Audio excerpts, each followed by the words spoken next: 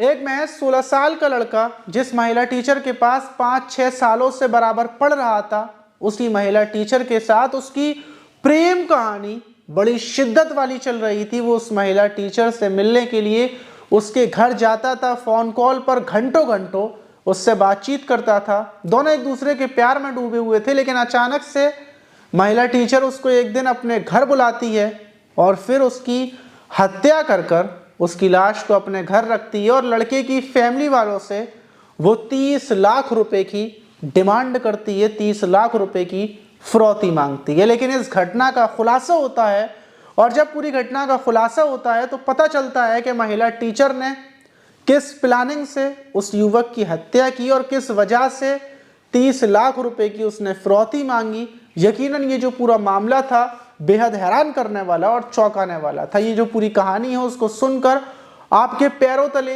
जमीन निकल जाएगी। तो चलते हैं और जानते हैं पूरा मामला। मेरा नाम माज है, उम्मीद है कि आप सब अच्छे होंगे, सुरक्षित होंगे और हमारी दुआएं आपके साथ हमेशा रहती हैं कि आप सुरक्षित रहें, सावधान रहें। और इन घटनाओं को हम आपके लिए इसलिए लेकर आते हैं कि आप इन घटनाओं से आने वाली मुसीबत को भाप सके और आपके साथ वो ना हो जो औरों के साथ होता है। तो आज की जो घटना है उसकी तरफ बढ़ते हैं। घटना उत्तर प्रदेश की है। उत्तर प्रदेश का एक रायपुरवा जगह है और उसी रायपुरवा जगह का वहीं पर रहने वाले मनीष, जो एक कपड़े के बड़े व्यापारी हैं, कपड़े का उनका बड़ा कारोबार है, वो अपनी रोज़ाना की तरह 30 अक्टूबर को भी अपनी फैमिली के साथ थे, घर पर थे। 4:30 बजे के टाइम उनका जो बेटा था जिसका नाम कुशार्ग था, वो घर से पढ़ने के लिए, कोचिंग पढ़ने के लिए निकलता है, कोचिंग चला जाता है। लेकिन 4 बजे के बाद 7 बज जाते हैं, वो वापस नहीं आता और उसकी फैमिली वालों को फिक्र होती है। वो उसको फ़ोन करते हैं, फ़ोन स्विच ऑफ था, फ़ोन बंद आ रहा था। वो जब उसके दोस्तों को फ़ोन करते हैं, पता करते हैं कि कुशार्ग आज कोचिंग आया था या फिर नहीं आया था, तो पता चलता है कि वो आज कोचिंग पढ़ने के लिए नहीं आया है। माता पिता हैरान हो जाते हैं कि आखिर हमारा बेटा कोचिंग के लिए गया लेकिन वो कोचिंग पढ़ने के लिए नहीं गया है। अभी माता पिता परेशान थे। जो मनीष थे वो और उनकी पत्नी सोनिया, माता पिता ही परेशान थे, टेंशन में थे कि उसी बीच जो उनका नीचे जो होमगार्ड है वो ऊपर की तरफ आता है और वो बोलता है कि ये एक लेटर है, कोई बाहर दे कर गया है। फ़ौरन वो लोग माता पिता देखते हैं कि आखिर क्या लेटर है और उनके नाम का कौन लेटर देकर गया है। लेटर जैसे ही वो खोलते हैं तो आपकी स्क्रीन पर हम ये लेटर लगा रहे हैं।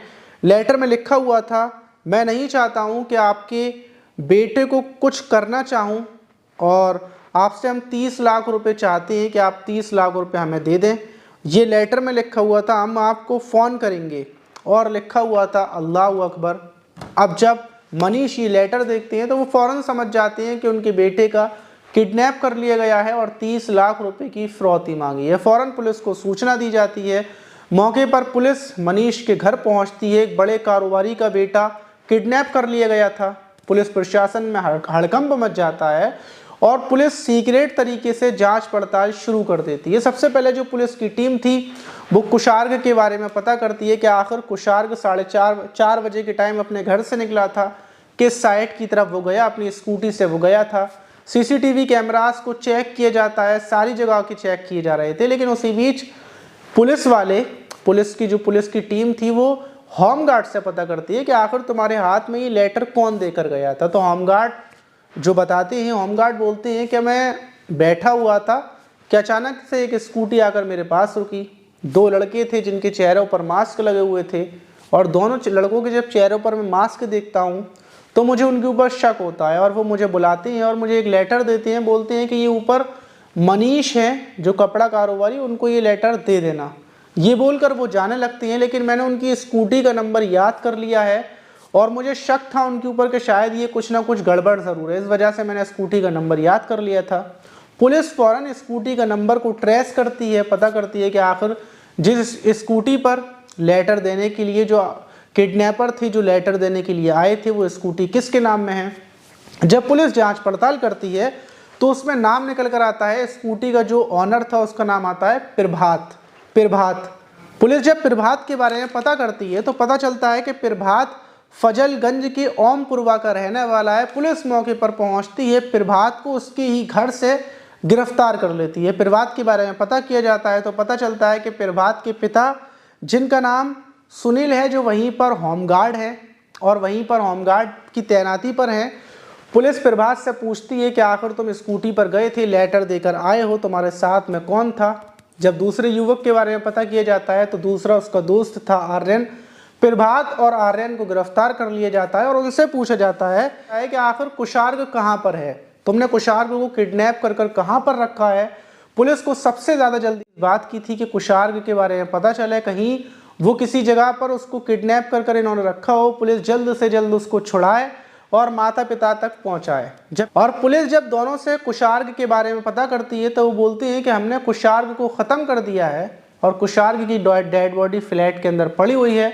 पुलिस फौरन पूछती है कि कहाँ पर है, कैसे ख़त्म किए, इतने सारे सवाल जवाब जब करती है। लेकिन सबसे पहले कुशार्ग को देखने के लिए जब बोला जाता है तो वो लोग अपने साथ फजलगंज से निकलकर थोड़ी ही दूरी पर जहाँ फ्लैट बने हुए थे वहाँ पर लेकर पहुँचते हैं और एक कमरे में लेकर पहुँचते हैं। उस कमरे में जब अंदर जाते हैं तो किचन के अंदर कुशार्ग की बॉडी पड़ी हुई थी। पुलिस फौरन कुशार्ग की बॉडी को उठाती है, पोस्टमार्टम के लिए भेज देती है। अब जो प्रभात था और आर्यन था उनसे पूछताछ की जाती है कि आखिर तुमने कुशार्ग का जो किडनैप कैसे किया, तुमने कुशार्ग की हत्या क्यों की, तुमने तो पैसों की डिमांड की थी, और आखिर तुम्हारी प्लानिंग में कौन कौन शामिल है, पूरा मामला बताओ। तो प्रभात बोलता है कि मेरी प्रेमिका है जिसका नाम रचिता है, ये उसी का कमरा है और उसी के कमरे पर हमने कुशार्ग को बुलाया था और यहीं पर बुलाने के बाद हत्या की थी। जब पुलिस शुरू से लेकर आखिर तक पूरे मामले की जांच पड़ताल करती है तो पुलिस को पता चलता है कि जो कुशार्ग था इसको पढ़ाने के लिए इसके घर पर रचिता जाती थी। रचिता एक टीचर है जो हिमाचल की रहने वाली है, लेकिन यहाँ पर आकर वो एक किराए के मकान में रहती है, किराए के कमरे पर रहती है और अलग अलग घर घर जाकर बच्चों को ट्यूशन पढ़ाती है। और 5-6 साल पहले से ही उसकी प्रभात के साथ प्रेम कहानी चल रही थी। दोनों एक दूसरे से प्यार करते थे। आने वाले टाइम में वो लोग एक दूसरे से शादी भी करने वाले थे।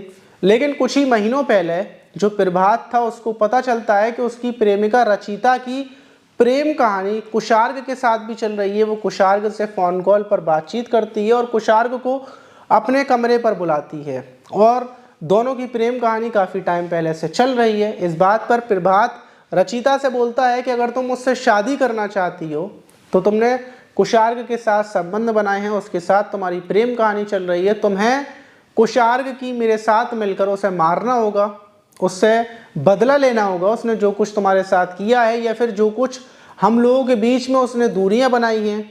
रचिता तैयार हो जाती है। वहीं 13 अक्टूबर को जो कुशार्ग था उसका बर्थडे था तो रचिता को बुलाया जाता है क्योंकि रचिता 5-6 साल से कुशार्ग को पढ़ा रही थी। तो रचिता अपने प्रेमी प्रभात के साथ कुशार्ग के घर भी पहुंचती है। वहाँ पर बर्थडे पार्टी थी, उसको ये लोग सेलिब्रेट करते हैं, खाना पीना खाते हैं और इतनी बड़ी पार्टी को देखकर प्रभात रचिता से बोलता है कि ठीक है, देखो हम कुशार्ग को मारेंगे तो ज़रूर, लेकिन हम उससे कुछ ना कुछ पैसे भी हासिल करेंगे। ये प्लानिंग होती है और 30 अक्टूबर को जो रचिता थी वो कुशार्ग को फ़ोन करती है, अपने रूम पर बुलाती है मिलने के लिए।